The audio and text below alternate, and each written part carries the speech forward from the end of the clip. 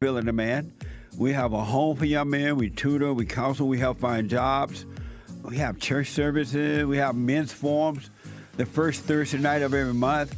We also have women's forum the third Thursday night of every month. And Sunday morning meetings for everybody, men, women, and children, everybody. And it's growing. It's growing. So, and for those who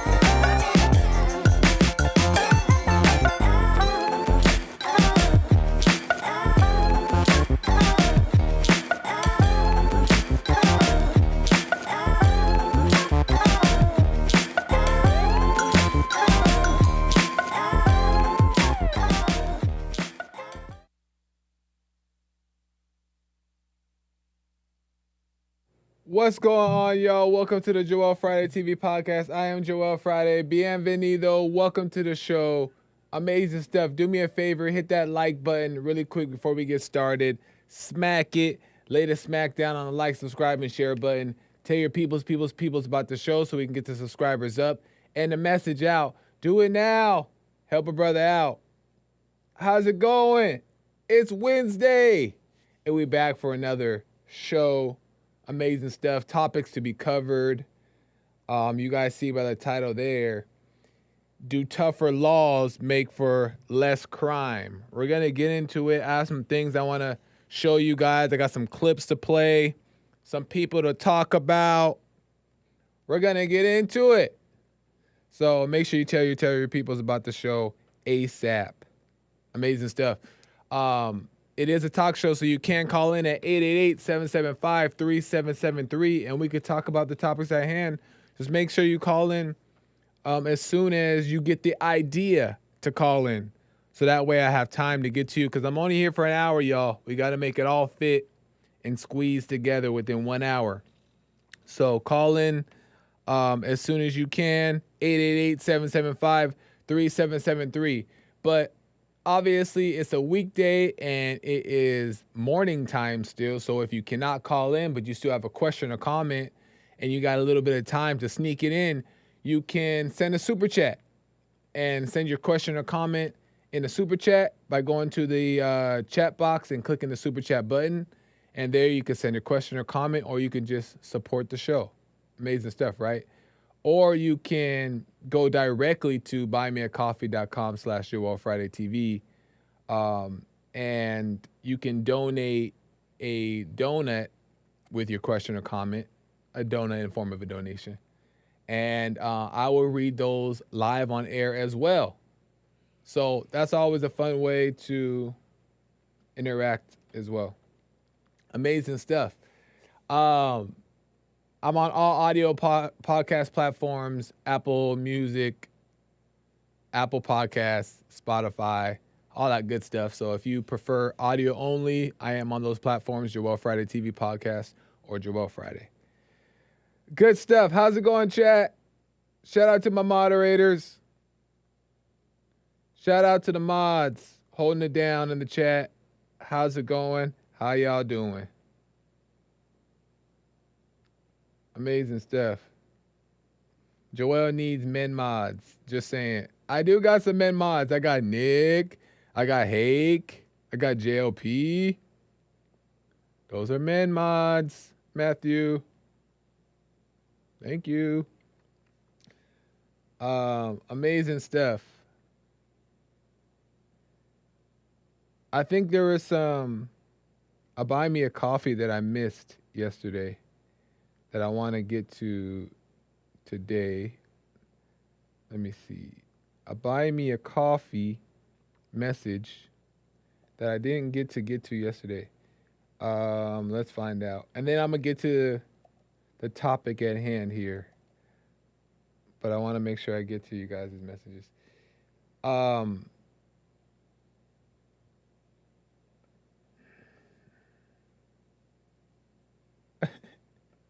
I'm going to read a couple real quick.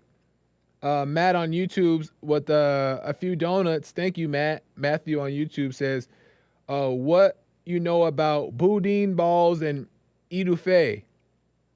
Man, if I can go to the internet right now, I'm going to try it. Nick always does it, so I'm going to try to pretend like I'm cool too. Watch, let's see if I can go. Etouffee. No, boudin balls. You guys are probably like, what is he talking about? So this is a Louisiana type of dish or a snack. I'm going to show you guys right here. Watch. Bring it over here like that. Wow. And let me see if I'm cool like Nick, if I can get it over to... I may not even have the setup yet. Let's see. Oh, I think I do. Watch me do this. Watch me do this. Bow. You see that there? Boom. So what this is, if you guys can see on screen, that is like a certain dish. It's like a crawfish type of a ball, like a meatball of crawfish. And it's in like, they do that in Louisiana. It's like a Louisiana type of dish. And I'm not familiar with it because I was raised in California. And my family members, who are from Louisiana, mostly I do not see very often. So this is not like a thing in my household or stuff like that. But when I would go visit my grandma, we would have stuff like, let me show you guys.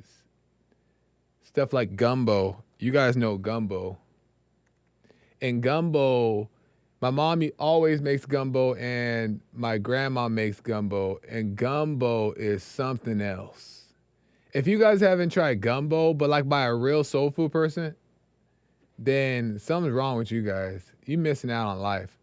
Gumbo made right And it's not always made right. And these pictures aren't really doing it justice. I'm trying to find a good one. Nice. Gumbo is amazing. So gumbo is Louisiana dish, as well as what do you call it? Jambalaya is a good one. But to answer Matt's question, no, I haven't had that type of, what do you call it? Hold on. Oh no, Nick, I have little Joel in the corner. How do I take him off? You see that right there. Which one? Click it on air. Click the on air button. Oh, nice. Wow. I'm a professional over here on the board. That's amazing. But yeah, to answer Matt's question, no, I haven't had that, the crawfish thing. I'm not even really into crawfish and stuff like that. I'm probably a bad Creole. But yeah, I haven't had many dishes from like Cajun dishes. But every time I've tried Cajun food and like my grandma has made it, amazing. Amazing. And everybody, well, not everybody. Some people don't like gumbo, which I don't know what's wrong with them. I don't know if they're of God if they don't like gumbo. Definitely not of God. But yeah, I haven't tried boudin balls or etouffee. I've never even heard of it until now. Amazing stuff though. Thank you, Matthew. Matthew goes on to say, can you show me how to Dougie? I'm only a mid two-step kind of guy. Listen, nothing wrong with the two-step. Stay there. It's nice and it's simple and it's basic. But if you want to add more stuff to it, it's more about the feeling than it is about the move. So you add your own moves from your two-step and what comes natural, right? You don't want to be just busting out moves because you just learn moves. You want to do what feels right in your pocket. You know what I mean? Like, you can look up the Dougie and see how they do it, and you just kind of add it how you think it makes sense, right? But you always want to just stay in your zone. You don't want to be trying to look like a dancer if you're not a dancer. You know what I mean? Because then people tell, like, look at, what is he doing? Stay in your pocket. And that's more entertaining and enjoyable to watch. That's my advice. Nada says, dancing is not natural for males. How dare you? I rebuke.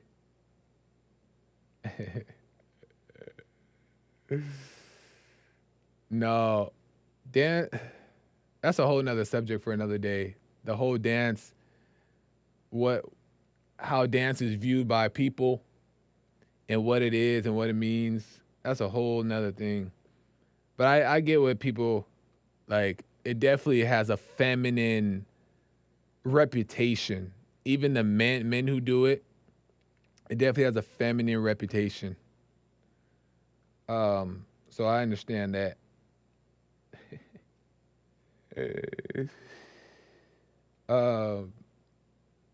Anyway, I forgot about my whole message. We got some lines open, 888-775-3773. So, for a more serious conversation, the Cabbage Patch. And you guys got to start upgrading your moves. You can't be doing the same moves. Meaning like, the Cabbage Patch, come on. It is 2024. If you still hitting the Cabbage Patch or that one with the knee and like the white man one, when the knee, you grab the knee and you just, if we still busting out the worm in 2024, come on. What YouTube videos or what movies are we watching? Are we watching Breaking only? I'm going to need you guys to step it up. Put a little effort in. Get in the mirror. You know what I mean? Don't be busting out those moves and expect people like, oh, he can do. No, you look crazy. Okay? And stop doing this thing at the party. Ugly. And stop doing this thing. Ugly. You know what I mean? Like, stop trying to just bust out moves for the sake of busting out moves. Stop trying to do the moonwalk if you can. Just do you.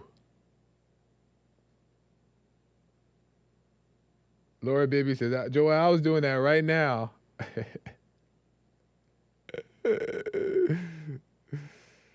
Joel, don't hate.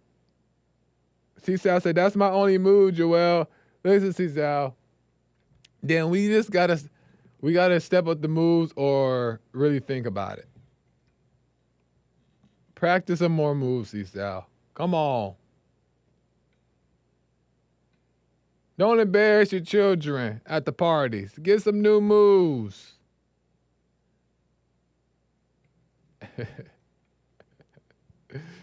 That's funny.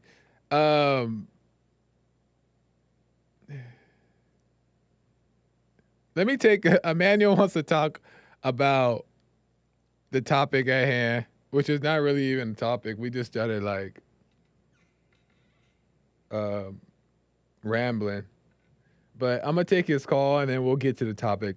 We'll see how it goes. Emmanuel out of Canada, welcome to the show, man. You're on the air. Yo, what's poppin'? How's it going? Poppin', lockin'. So, no, I caught your last little bit about like how, I don't know, yeah, I guess you said you were rambling, but yeah, the stay in your own lane comment or something, and I was just like, nah, bro, like, I'm trying to learn how to dance over here. What, you think white men can't dance or what's going on? Was that you that sent the comment? No, bro, I just heard you just now, but I was like, I was just talking to somebody about this because, I don't know, I think that the education system is designed like they got these subjects and you got to learn them, and if you're bad at one of them, they like are quick to slap a learning disability type thing on you. Mm-hmm. But you might be good at something like dancing, and they're not teaching that in school. So, like, imagine that, like a guy that was good at dancing, but then somebody shut him down, like, no, like, you know, that's not being taught here. And then this guy goes and works some fast food joint job, but he's like still dancing on the side. You know what I mean? But like, that happens. That's the thing. Yeah. So I mean, I think that you should definitely, but I do agree that you should stick to what you're good at. Try to figure out what you're naturally good at. Yeah. But at the same time, like if somebody wants to, like, you know, like I dance, but I don't dance like the man Zenny. You know what I mean? Right. Zenny be getting down. Like that man is busting moves, but I dance like I don't know, I move around to the rhythm, but that's some next level stuff. Wait, know? So you dancing like, what do you mean? Like when you go to a party, you have some moves you go to, or you just kind of feel the music? Yeah.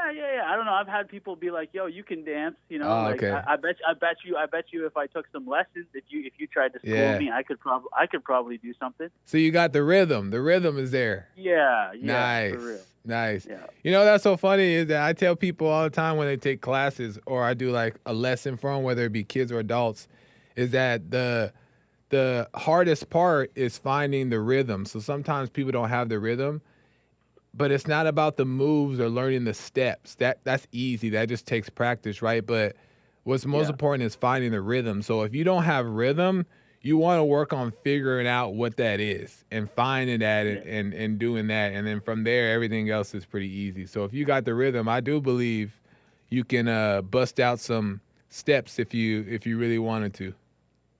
I feel like, the baseline is knowing the rhythm, and then like working on your dance moves is like getting those moves in between the rhythm or something. Right.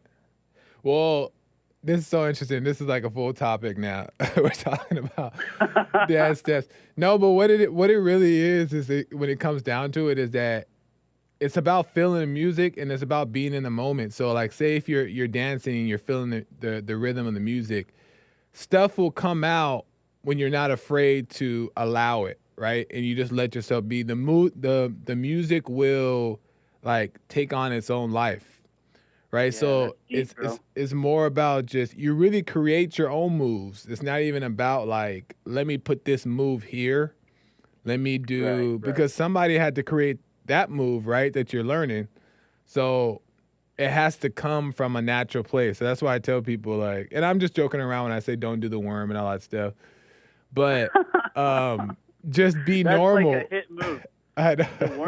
The worm is a hit move out here where I'm from, because I'm from like a small redneck town. So like, the rednecks, they'd be busting out the worm when they had one too many drinks, and everybody'd be like, "Oh!" Yeah, and they still make the same reaction. I'm like, what are these people looking at? We're not looking at the same thing here. Yeah. But anyway, right on, Emmanuel. Anything else before I get to the topic? Yeah, no, that was pretty much it. But that biblical question was good on Jesse's show. Did you reflect off the stuff off that show, or did you just do your own thing? Which one? What is hell? Oh yeah, I definitely have a take to that. I'll answer that too. What do you think it is? Well, as far as I can tell, hell. I'm gonna start rapping. No, I'm just kidding. Hell is like, it's a state of mind. As far as I know, it's a state of being where you are, not feeling any of the fruits of the spirit, which is, love, joy, peace, and all those things. Yeah. And you're just like caught in that depressive state, and everything is just like hell. I don't know. That's what it is to me here now in this, in this life. But hell after this life, I have no idea. Yeah. Interesting. You can take the word for it from what's in the Bible, but I don't actually know. So yeah, interesting. I don't think hell in the other life is too much different than hell on this earth. I think it may be more intense from what they say, but hell is hell to me. But good response. I don't really know. I mean, for me, I just think that it's hell is just knowledge, which knowledge can turn into like thoughts can turn into what you're explaining. So it's all the same thing. But I just think it's like things that we think is true that aren't true, or they haven't like really revealed themselves, but we live by them. And I've noticed. Sorry, go ahead. No, I was just saying that's what I see briefly. That's what I see as hell. Right. With the intellectual part that when Jesse talks about how intellectual, I've noticed that like if you're not careful, you like the intellect is like a whirlpool, my man. So if you get too caught up in it, it just like sucks you down, and then you're just like going down into this whirlpool of intellectual hell. Yeah. And I think if you look at a man like Jordan Peterson, who has a very intellectual mind, and whatever, but like I've noticed that man does, I don't know how he's doing now. I can't judge him. Seem kind of miserable. Even in the Bible, it says, "The more knowledge, the more sorrow," or something like that. Yeah, right? So, and that's why, and I see it in that same exact way. Is that the knowledge makes you? It just puffs up the ego, and it makes you think that you got it, but you don't really have it. And you can learn all these things, and knowledge also is a thing that you can gain by doing studying or reading all these books or doing all this research, and it'll make you feel like you know something, but wisdom can only come from God. God has to reveal these things, and oftentimes people don't want to wait for a revelation, so they'll just go and grab all this knowledge, and I think that is what hell is. Yeah, man. Hey, so before I let you go, I want to congrats Zenny on being he moved up there, I heard. Nice. Right on. That's right. Zenny and my mod in the chat. Hey. Are you in the chat, Emmanuel? I haven't been in your chat. I barely get on the chats. I just found Jesse's chat is like chaotic, man. Yeah. Those people be going crazy. Okay. Well, I appreciate your call, there's man. No room to get there's no room to get a real conversation. Right. Well, I appreciate the call. Call me again, Emmanuel. Right. God bless, man. God bless. You as well. Peace. That's funny. Yeah, when it comes to the little dance moves, just stay in your zone. But I'm really playing. If you want to do the worm and all that stuff, I'm just joking. But anyway, way off subject. Because Because what I'm talking about today has nothing to do, not even in the same realm as dance moves. But it was kind of nice and fun.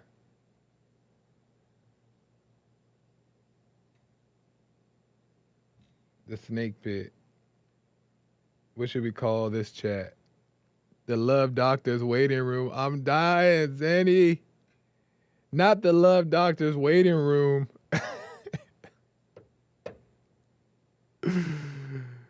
I'm dying. That's funny. Anyway, is Matt says good show Joel's loosey goosey. He's way too loosey goosey. This is past loosey goosey. So I forgot who I was talking to. It might have been JLP. It might have been some of the guys here in the building. But there was a conversation about squatters. And I just been really understanding lately what it means to like deal, like really like understanding more and more how us as Christians have to deal with evil. But first we have to get to know ourselves and recognize it within ourselves, but also recognize evil for what it is and learn how to speak up in the right moments and properly, right?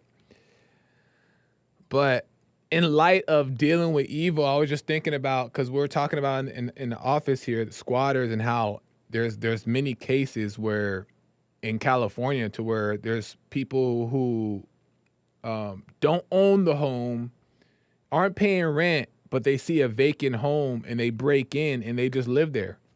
And I've heard many cases where they can't be told to leave, which is insane. And or the cops will come, and if they come, they can't do much, or they don't do much, or whatever, and they're allowed to just stay there.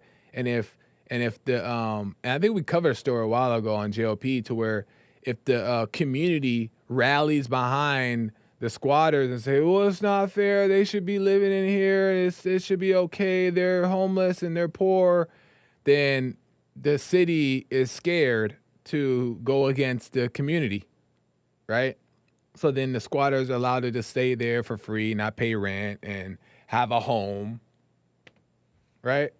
While there's taxpayers who are trying to make a living and in one-bedroom apartments with 5 children and trying to figure out their next move, while squatters get all the favor. And and homeless people. So I was thinking, like, man, like in order for things to change, the city or the politicians have to be tougher on these laws. But obviously, we have to have tougher politicians that are in the government, right? But tougher laws, and I start to question, like, okay, well, does tougher laws make for less crime? And I was thinking about that too. And then I started like thinking about California's, because I live in California. So I was thinking like, what are California's self-defense laws? And it may change from different places, but I have some clips I want to show you guys in regards to that. And I was blown away by some of the things that I was looking into. And some of this stuff may already be common knowledge, but for those that it's not, I just wanted to make it more aware and apparent about certain laws that are going on, self-defense laws, at least as far as California. And they're probably not that much different in different areas, especially if they're blue, liberal ran cities or liberal ran states. So in California, I was wondering, like, if somebody breaks into your house, so imagine you're just at home sleeping, and this happens all the time, right? And somebody just breaks into your home and tries to steal stuff or just tries to bring harm to your family. Like, how far could you go in defending yourself? right? Without it being like against the law. So I was looking at that, and I was wondering if, since the whole squatters can sit there and occupy a vacant property and not be told anything, then what does it mean if somebody actually breaks into your house while you're living there and your family's there? What is that? What is the law on Californian side? So I looked it up, and it says this. It says, yes, under Penal Code 198.5 PC, whatever, California law follows the Castle Doctrine. So remember that, Castle Doctrine. This is the legal principle that you have no duty to retreat. Meaning, like, I'll explain that in a minute. If you confront an intruder at your own home, you are permitted to use force against the intruder who breaks into your home or tries to force their way in. So you are permitted to use force against the intruders who break into your home and try to force their way in. So you don't have this duty to retreat. And a duty to retreat means that you can run and call the police if someone breaks in. They're saying, according to this law, that no, you don't have to do that. You can stand in defense and defend your home. But I want to let the white man explain it to you guys first, so you know I'm not making it up. And then we're going to really get into it. Let me see. Give me a second here. Here we go. As a criminal defense attorney, I get questions all the time about the Castle Doctrine and whether it applies here in California. The simple answer is yes, California law does recognize the Castle Doctrine. But what does that really mean? The term Castle Doctrine comes from the old maxim that a person's home is his castle, and therefore a person has special rights to use force, even deadly force, to defend against a home invader. Even if you have an opportunity to escape and go call the police, you don't have to. You have a right to stand your ground and fight off the intruder. Second, if you use... Stop there for a second. So he basically just confirmed that you do have the right to defend yourself. Right on, woo! Amen, right? That's what you're thinking. Yeah, I can defend myself. An intruder comes in my house, I don't have to think twice. I can defend myself. I don't have to worry about the law. I don't have to worry about that, right? Right on. But then, if you keep reading, there's a stipulation. And this one's called a legal presumption. So maybe you guys know what that is, but if not, I'm going to explain it to you, and then I'm going to let the white man explain it to you. A legal presumption means that a prosecutor in criminal cases can prove that the resident did not have a reasonable fear. So that's not very objective, of imminent peril or of death when inserting a use of force against the intruder. So a prosecutor can prove to the judge that there was no threat to this man and his family's life, which they can't really prove, right?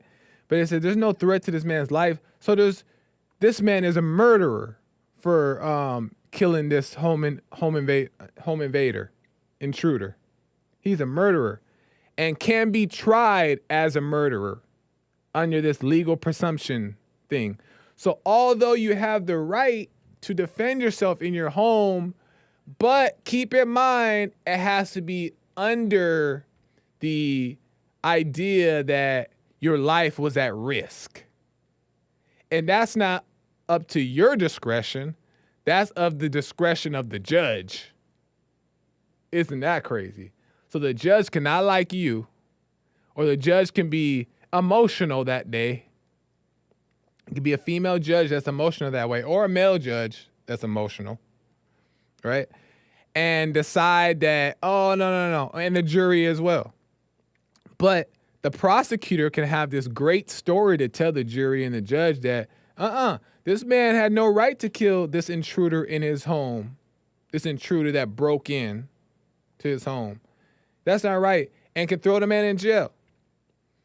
So although on one hand, it says you can protect yourself, but it also says, but keep in mind, it has to be this kind of way. So let me let the white man explain it a little bit more, and then we'll get to the good stuff. We recently had a case where our client was accused of a triple homicide.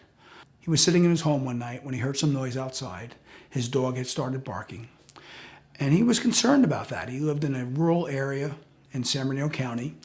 He armed himself with a handgun. Oh, no. He went. Wrong one.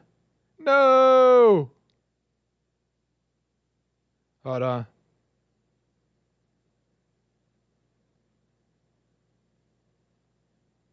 As a criminal defense attorney, I get questions all the time about the castle doctrine and whether it applies here in California.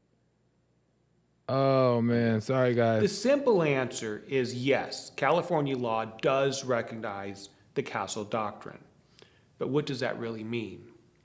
The term castle doctrine comes from the old maxim that a person's home is his castle, and therefore a person has special So bear through this little part here. Sorry, I had to get through this part to get to the second half of it. I messed it all up. My bad. He black. rights to use force, even deadly force, to defend against a home invader. Even if you have an opportunity to escape and go call the police, you don't have to. You have a right to stand your ground and fight off the intruder. Second, if you use force against an intruder, there is a presumption that you did so because you reasonably believed it was necessary to protect yourself and your family.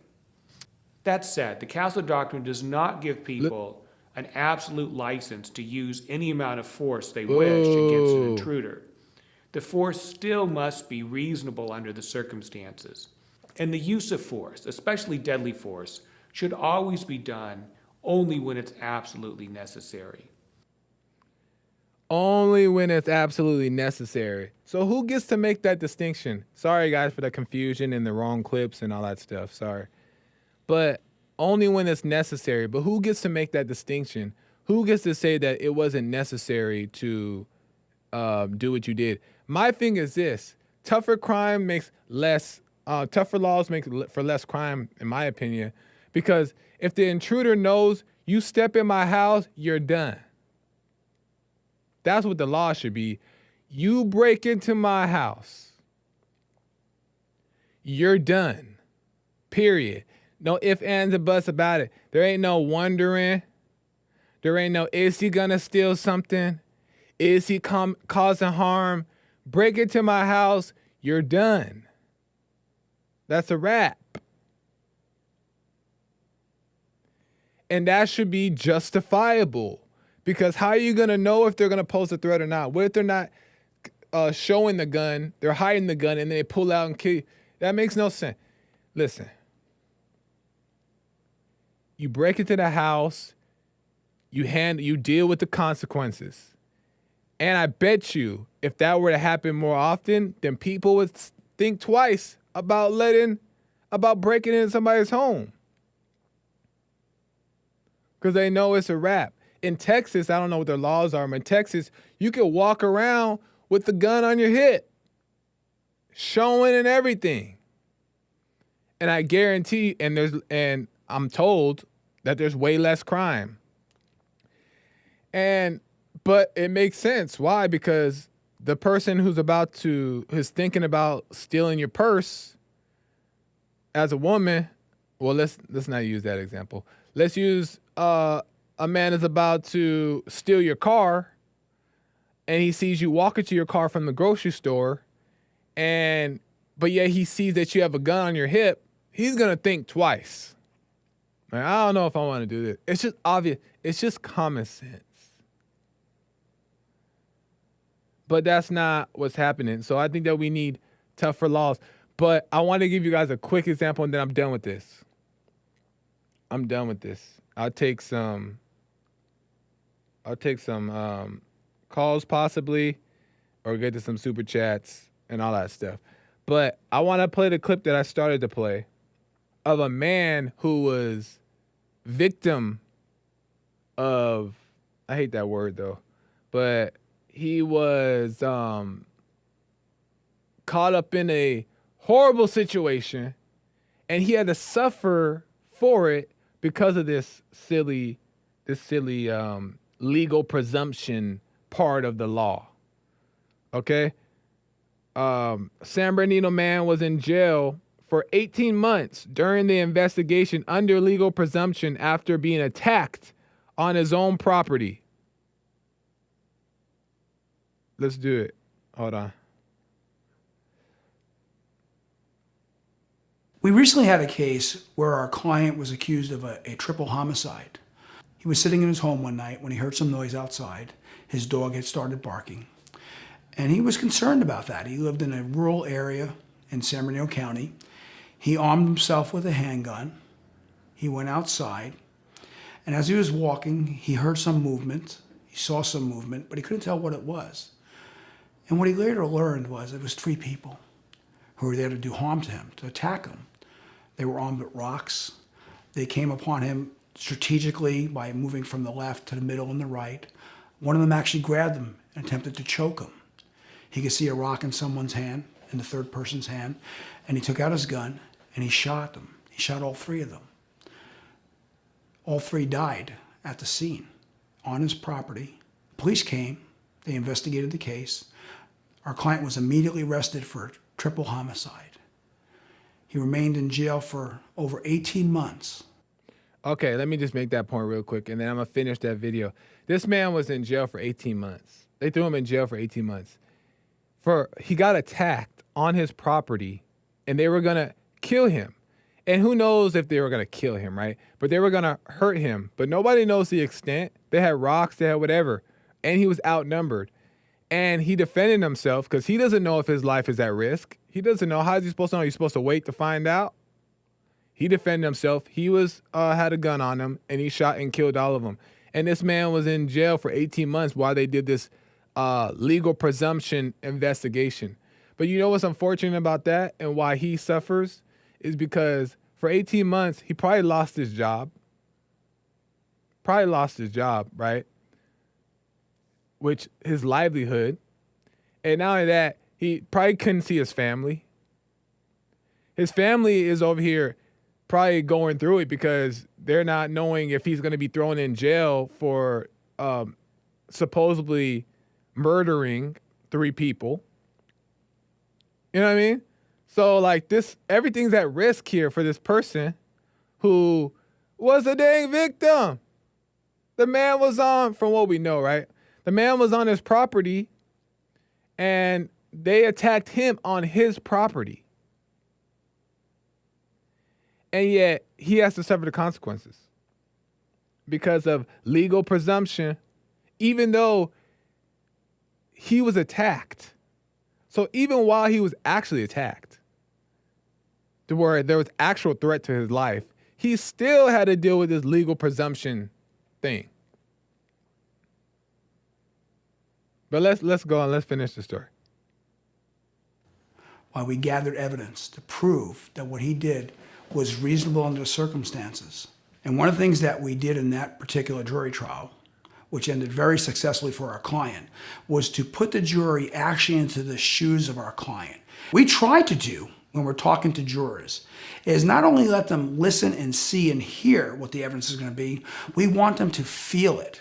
For example, I not only talked about our client being punched in the face. Feel it, feel it, feel it. You shouldn't need to feel nothing. The man was attacked. And having blood in their mouth, I told the jury what he felt. The reason he first knew he was hit and injured, he felt it, and then he could taste his own blood. It was hot, it was salty. It's that taste that if you've ever tasted blood, you know what it tastes like, you know what it feels like. And by doing that, we bring the jury into exactly what our client is feeling. The jury was out 2 days, and they came back not guilty, not guilty, Amen. Not guilty. Innocent on all 3 counts. And our client went home that night to his family after spending 18 months in jail defending himself for an unlawful charge. Amen. Justice was served, but it's unfortunate that How many people do we know of that Justin wasn't served though? Right? But the point is, and JLP talks about it all the time. James Haig talks about it all the time. Nick, American Incubator, talks about it all the time. Is that the laws are unjust, and that the people who are running the show are immoral. So it's unfortunate, but I just want to, for those who don't know, I just want to like be another at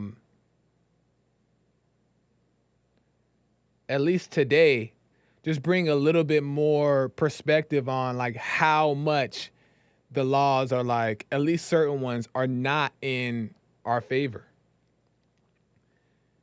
And it makes no sense how you can't even like fully protect yourself. It's just a mess. And we have to, when we see the opportunity, to do what we can to deal with evil in this way, because that's evil. That's pure evil. And we have to learn to also be more involved with certain things like voting or I don't know, whatever you can do in your community.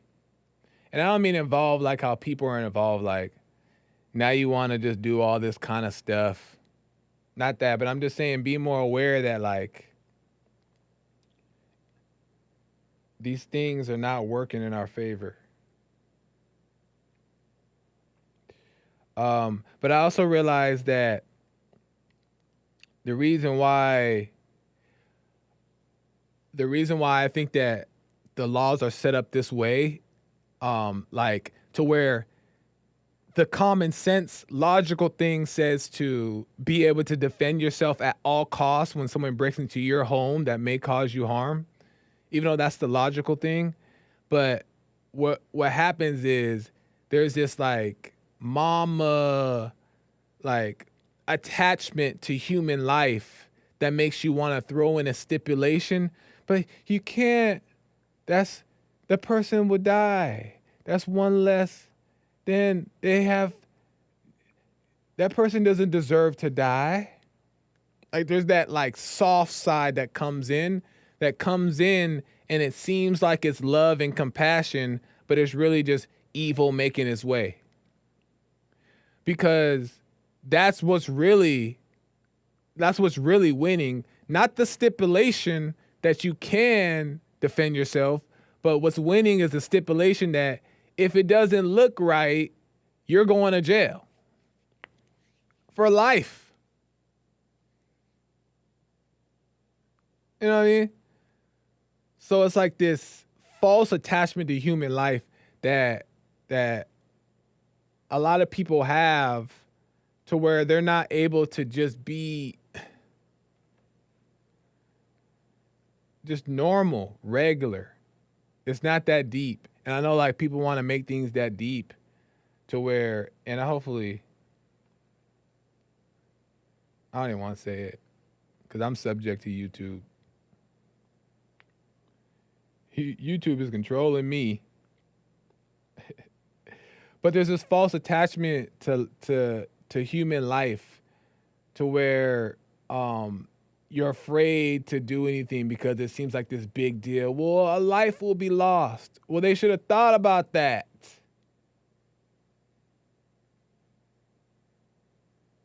But that's all I'm going to say.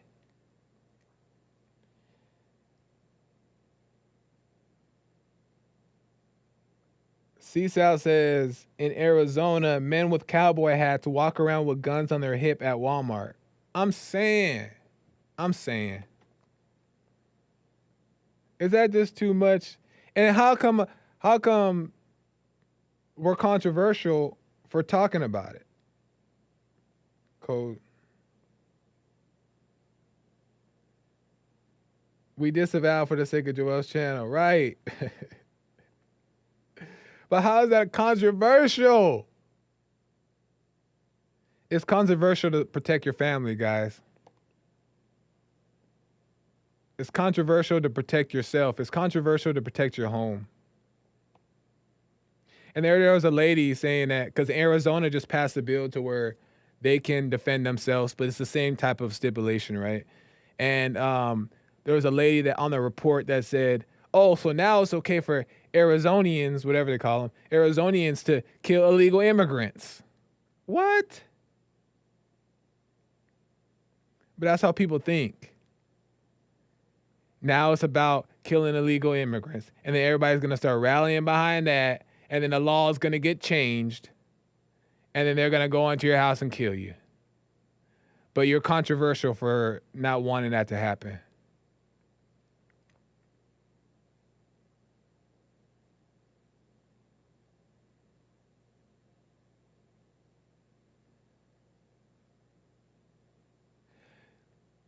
Lord have mercy.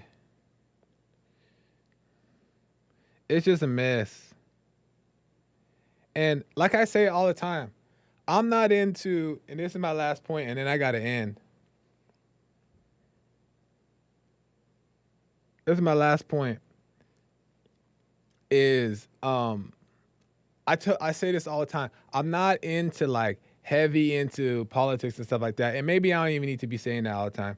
But the policy and all that stuff, to me, it's just as simple as once you get to know yourself, and there's nothing wrong with being involved in that stuff, and it might be insightful, but once you like start to learn like character and what people give off and can like see the true spirit of things, there's not much digging that you need to do or much studying that you need to do. Like, for example, this Nikki Haley lady, I have a picture of her.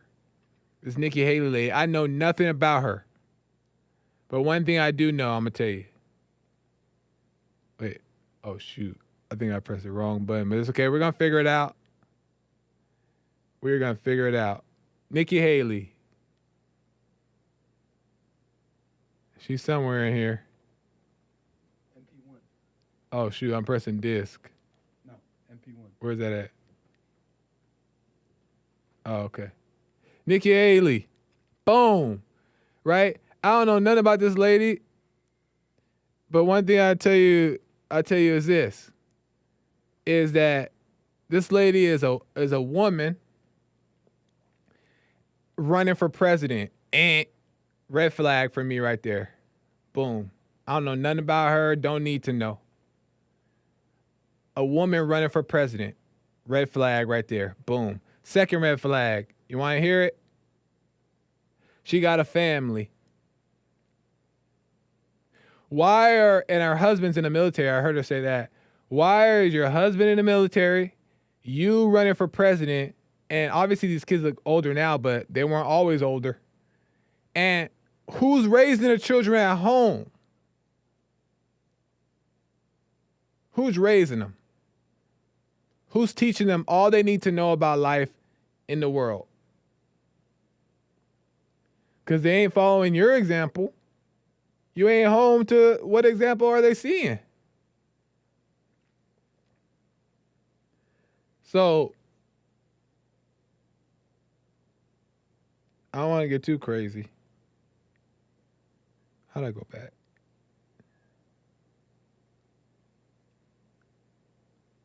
Oh, wait. What the? Okay.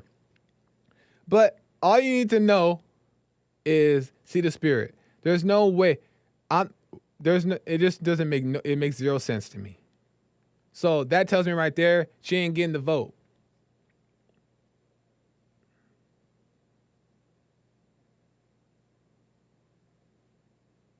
But DT is running, so we already knew that. But that's enough for me. A woman running for president, red flag. She has children and a family, and she's still running for president, red flag. She's not in her natural order, so guess what? She's not going to be in her natural order as a president. So the country's not going to be in its natural order, or at least trying to make its way back there, because it ain't in it now.